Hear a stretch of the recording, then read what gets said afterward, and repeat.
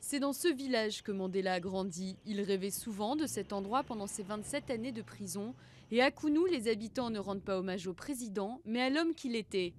Dans ses mémoires, il décrivait ses moments passés ici comme ses plus beaux souvenirs d'enfance.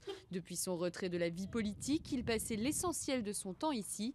Et c'est à sa sortie de prison qu'il rencontra Kekana, son voisin et confident.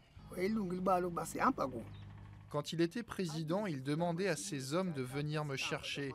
On voyageait ensemble dans le même avion. Il disait qu'il voulait me montrer des endroits et on rendait visite aux chefs tribaux. Je ne peux rien dire de mal à son sujet.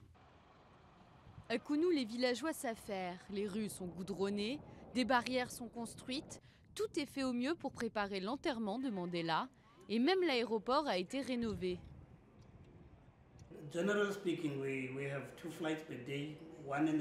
En général, nous avons 2 vols par jour, un le matin et un l'après-midi pour le retour.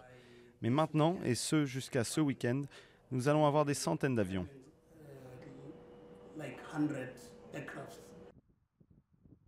Devant la maison que Mandela a construite à sa sortie de prison, l'armée surveille. Au cimetière où il sera enterré, à côté de ses parents et enfants, une tribune de 4000 places a été installée.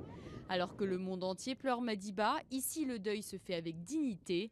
La même dignité que Mandela a eue toute sa vie dans ses combats. You look around, whichever direction. Ce pourquoi il se battait se situe juste en face de moi. Vous pouvez regarder dans n'importe quelle direction et vous savez que vous le voyez, lui, et tout ce qu'il aimait et ce pourquoi il se battait. Mandela n'a jamais oublié d'où il venait. C'est ici que sa maîtresse l'a rebaptisé Nelson au premier jour de l'école.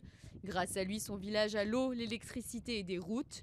Il a changé son village, mais aussi le destin de son pays. Son long combat se termine ici, à Kounou, là où tout avait commencé pour lui, il y a plus de 90 ans.